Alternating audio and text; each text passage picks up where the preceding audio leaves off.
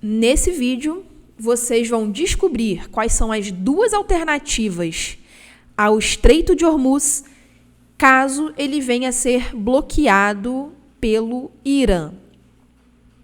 Bom, tem algumas informações que eu queria que vocês soubessem, que elas são muito importantes, antes de eu mostrar para vocês quais são essas duas alternativas. E a primeira é que 21% de todo o comércio mundial de petróleo passa pelo Estreito de Hormuz. Ou seja, como vocês podem perceber, é um estreito que tem uma grande importância para o comércio mundial, para o bom funcionamento da economia mundial.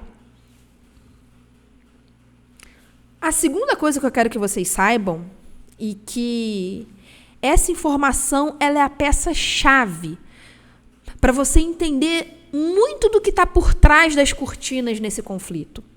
E só quem estuda mais a fundo geopolítica entende as entrelinhas, o que está por trás, além do conflito entre Israel e Irã. Guarda bem o que eu vou te falar agora. 1/3 de todo o petróleo que passa pelo Estreito de Hormuz vai para a China. Vou repetir. 1/3 de todo o petróleo que passa pelo Estreito de Hormuz vai para a China.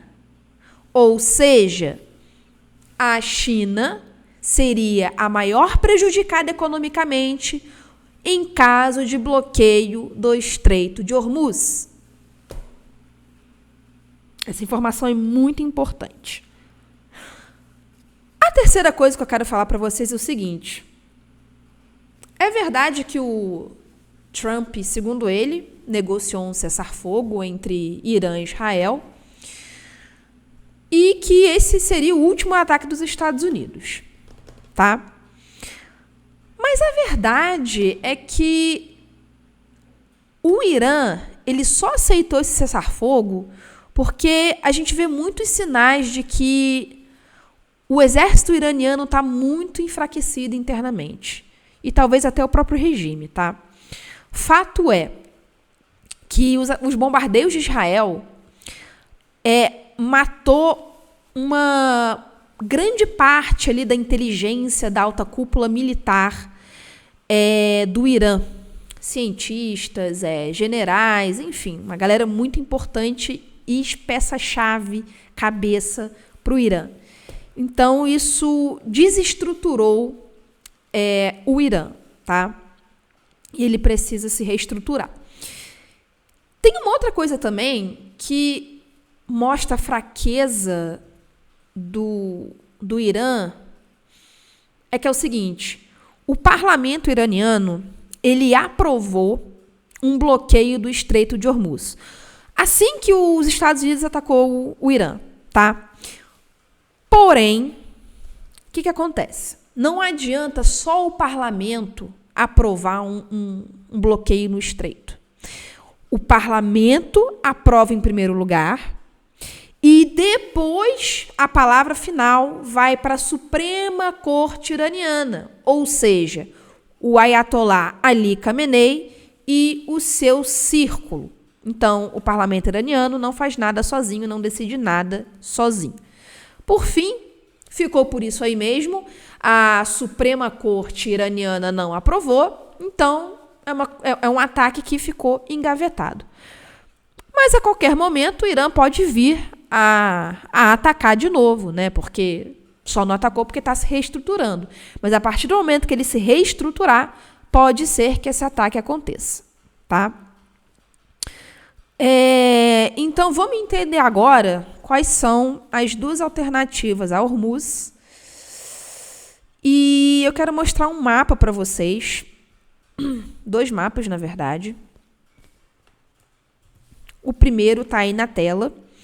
E esse mapa que vocês estão vendo aí, ele é um pedaço aqui do Oriente Médio. O que a gente tem aqui?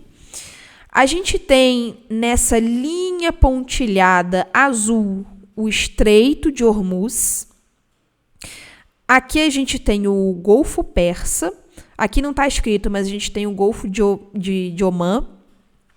Aqui a gente tem o Irã, Iraque, Kuwait, Arábia Saudita, Catar e Emirados Árabes. O que importa aqui para a gente saber? Todos esses países aqui, que são exportadores de petróleo muito importantes para a economia mundial, eles desaguam o seu petróleo a partir do Golfo Persa, tá? Então, todos esses países aqui colocam petróleo nesses navios aqui e eles vão andando. Aí eles passam pelo Estreito de Hormuz, chega no Estreito de Omã e depois vai para o seu destino final, tá? Então, até o próprio Irã seria prejudicado se ele mesmo fechasse Hormuz, tá? E como você pode ver, é muito fácil para o Irã bloquear Hormuz, porque está próximo do seu território e também é uma zona de água muito estreita. E isso a gente chama de zona de estrangulamento, porque é muito facilmente bloqueado por navios militares, né? Bom, e se o Irã fechar o Estreito de Hormuz? A gente tem duas alternativas. Primeiro, a alternativa dos aliados dos Estados Unidos, que são a Arábia Saudita, Catar e Emirados Árabes, também o Bahrein. E a gente tem a alternativa do Irã. E, em primeiro lugar, a gente vai mostrar a alternativa dos aliados dos Estados Unidos, tá? Bom, se esse estreito fechar, o que eles vão fazer?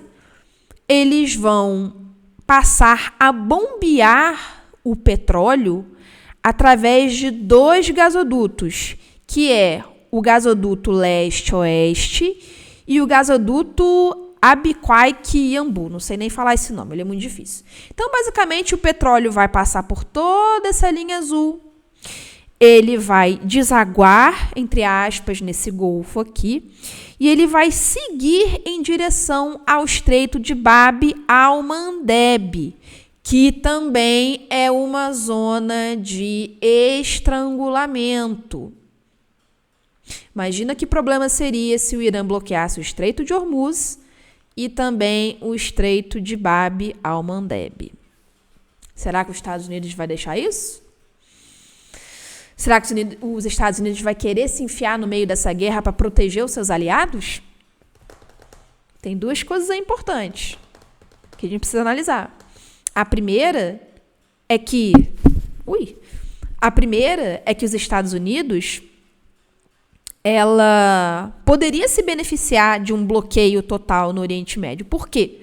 Porque o mundo passaria a importar mais petróleo dos Estados Unidos. O petróleo WTI.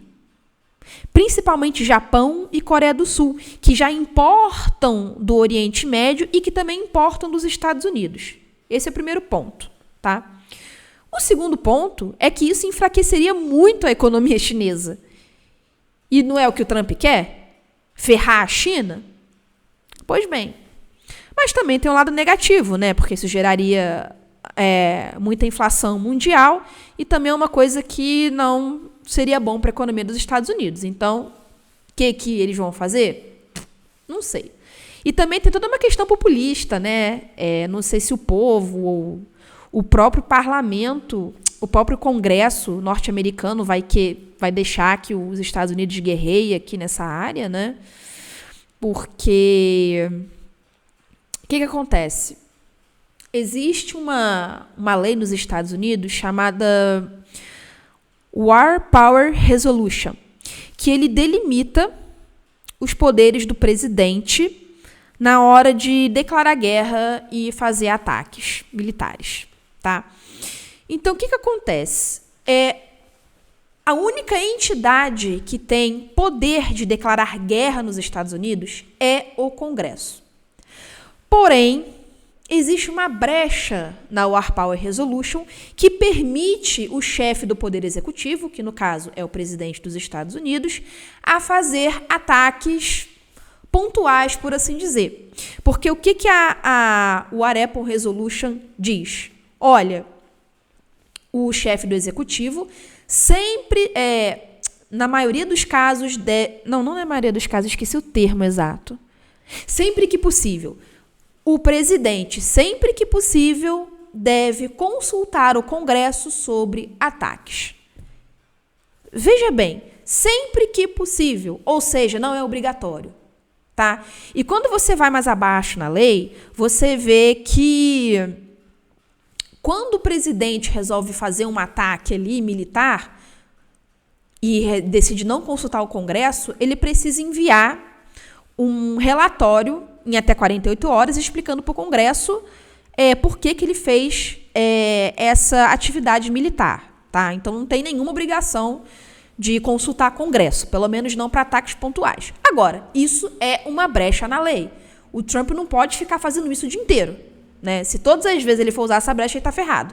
Ele pode acabar caindo, até porque sua popularidade não está lá aquelas coisas. Então, ele tem que tomar muito cuidado, tá? Então, tem essa questão. Pode ser que, até pela falta de poder do Trump, ele não venha a se meter militarmente aqui nessa região. Mas pode ser que sim. O futuro a Deus pertence, tá? Agora você pode estar se perguntando assim, Flávia, beleza, mas se o Estreito de Hormuz fechar, o Irã não vai se prejudicar? Em certa medida sim, mas ele tem também uma alternativa muito interessante. Vou trocar de mapa aqui, ó.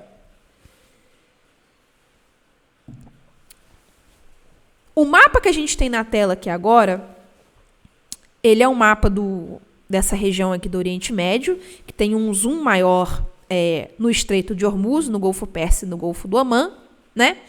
E aqui está o Irã. Então tá, qual é a alternativa do Irã caso ele venha fechar o Estreito de Hormuz?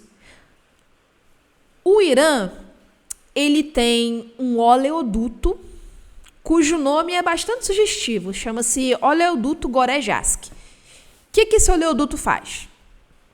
Ele começa aqui em Goré e ele vai andando toda essa linha pontilhada preta, andando, o petróleo é bombeado por aqui e no final ele é desaguado aqui no Golfo do Omã, ou seja, ele dribla o Golfo Persa e o Estreito de Hormuz.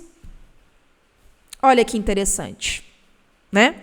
Então, essa seria a alternativa. O que a inteligência norte-americana detectou?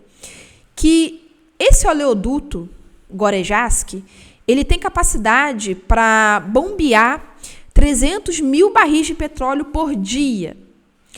Porém, não se sabe exatamente se esse oleoduto ele consegue transportar hoje tanto petróleo assim. Por quê? Porque em 2024, esse oleoduto ele transportou apenas bombeou 70 mil barris por dia e foi por pouco tempo. Então não se sabe se esse oleoduto está podendo operar na sua capacidade total. Fato é, se o Estreito de Hormuz for fechado, o Irã simplesmente pode usar esse oleoduto aqui e continuar a mandar petróleo para a China. Agora, se a China vai sofrer um pouco com isso, eu não sei. Beleza. Agora tem um outro ponto bem interessante também, que é para vocês saberem, que é o seguinte. Quem poderá salvar a China se o Irã não conseguir exportar tanto petróleo assim para a China? Bom, a gente pode olhar para alguns países, né? O primeiro seria a Rússia, tá? Porque a China já importa muito petróleo da Rússia. O segundo, por incrível que pareça, seria o Brasil. Afinal, o Brasil é o sexto país que a China mais importa petróleo. Isso pode beneficiar a gente. E talvez até a Venezuela, tá? Porque a Venezuela é um grande produtor de petróleo, mas por todas as questões ali internas de comunismo, socialismo, enfim, ela não exporta em plena capacidade. Tá? Então, são 2 países que podem muito bem salvar a China, né? Então, essas são as cartas que a gente tem na mesa hoje.